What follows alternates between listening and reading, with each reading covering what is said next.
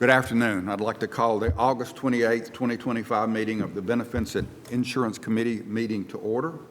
And with that, we'll have Susan call the roll, if you would, Susan. Yes, sir. Commissioner Boyd. Here. Amber Brown. Here. Mike Curtis. Here.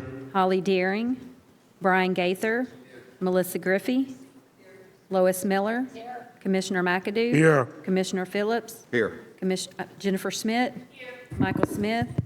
Steve Spence. Here. Sonia Stevenson. Eric Tutobeni. Here. We have a quorum. Thank you. Item number 2 is the approval of our minutes from our August 31st meeting, and I'll call on Lois Miller to read those minutes. Thank you. I have read the minutes from the last insurance meeting. I find them to be in order and would like to move to approve the minutes as presented. Thank you, Lois. Do I have a second? We have a motion and a second to approve our July 31st meeting minutes. All those in favor, please say aye. Aye. Motion passes. Thank you. Item number 3, public comments. Since we've only got nobody from the public except one ex-school teacher and school member, I think that we didn't have anyone sign up, so we're good there. Number 4 is financial. We'll call on Molly Howell. For the 264 fund for the month of July, which is also our fiscal year to date, we have revenue of $1,781,286, expensive $2,707,701, revenue less expenses minus $926,415, and a calendar year to date revenue of $14,216,066, and expenses $16,761,218, and revenue less expenses of negative $2,545,153.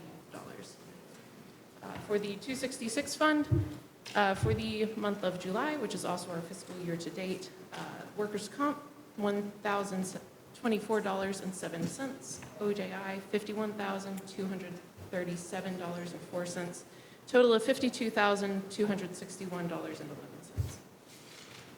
That concludes this report. Thank you. Need a motion? Motion approved. And a second? Second. Have a motion and a second to approve the financials. I guess we need to call the roll on that, please, Susan. Yes, sir.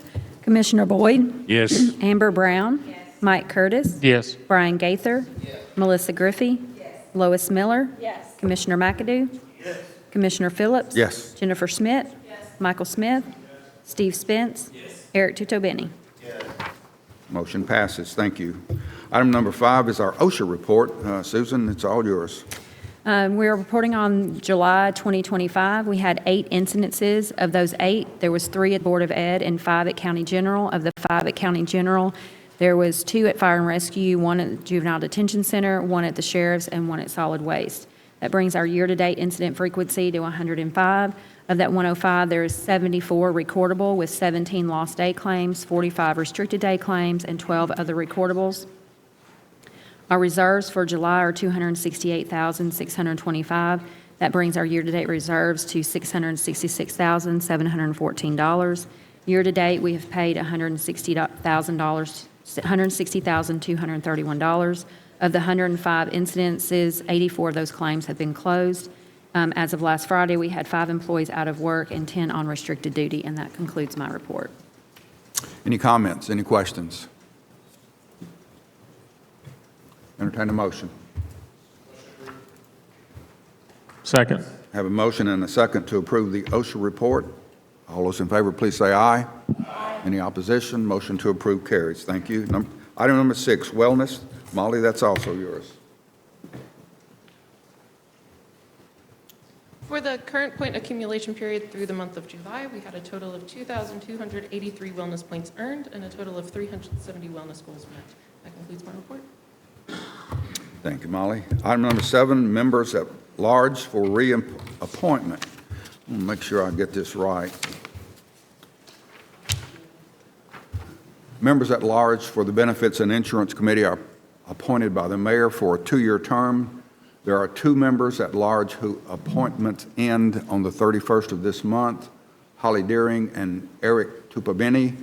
We are pleased to announce that Mayor Carr has extended the offer for reappointment to both Holly and Eric, and they both have accepted to a 2-year term effective 9/1/2025. So I don't think there's any vote that's needed. It's just an appointment by the mayor. So welcome aboard for another couple of years. Thank you, guys. Item number 8, medical stop-loss recommendation. Ms. Smith from Gallagher.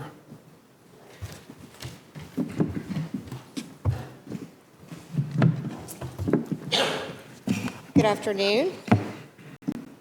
We've changed our microphones since almost last year. I was looking to adjust it. We have completed the stop-loss portion of the work that we do for you on an annual basis. And in response to that, we're pleased to recommend that Cigna be awarded the contract for the 2026 year. They submitted a quote that was at their contractual max, which was 45%, meaning because they've had this account in the past for stop-loss, there was a cap on the renewal of 45%. They did come in at the capped amount, but that is in line with the other quotes and feedback we got from the market, so we found that to be favorable.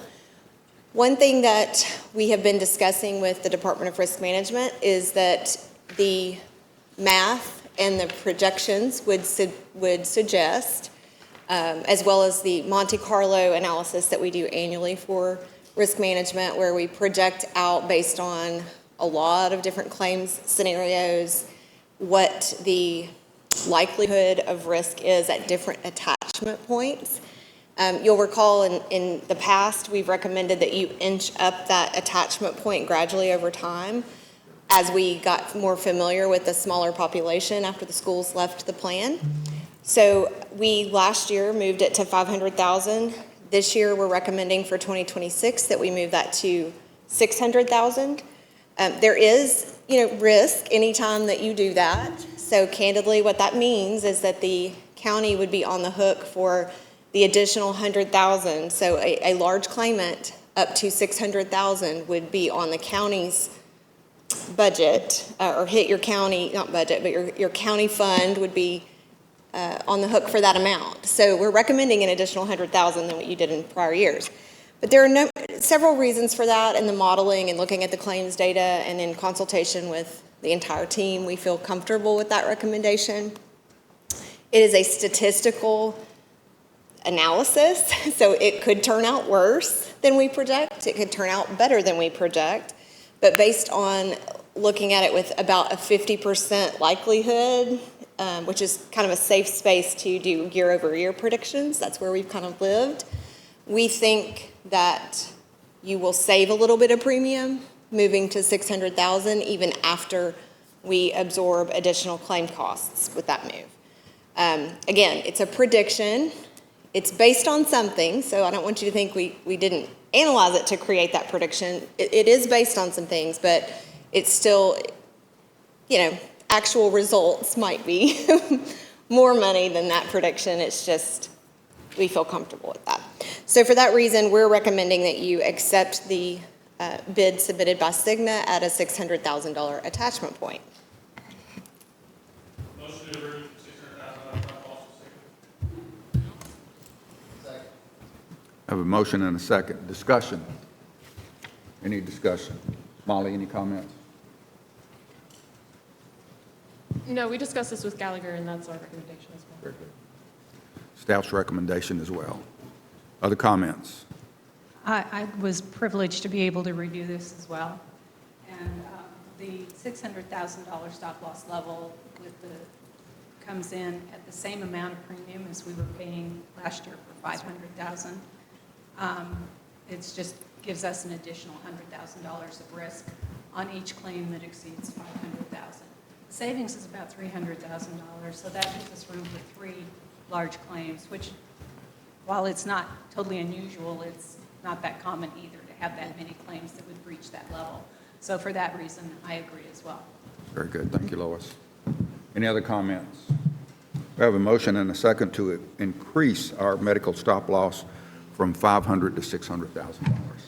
Once again, any other questions or comments? I believe we'll call the roll. Yes, sir. Commissioner Boyd, Yes. Amber Brown. Yes. Mike Curtis. Yes. Brian Gaither. Melissa Griffey. Lois Miller. Yes. Commissioner McAdoo. Yes. Commissioner Phillips. Yes. Jennifer Schmidt. Michael Smith. Steve Spence. Eric Tutobeni. Motion passes. Thank you. Thank you. Thank you, Ms. Smith. Item number 9, county employee membership vacancy vote. County general employee members are appointed by the Benefits and Insurance Committee for a 2-year term. We have 2 applicants to be considered for appointment effective 9/1, Brian Gaither and Megan Lowe. Brian, Megan, any one of you want to make a comment?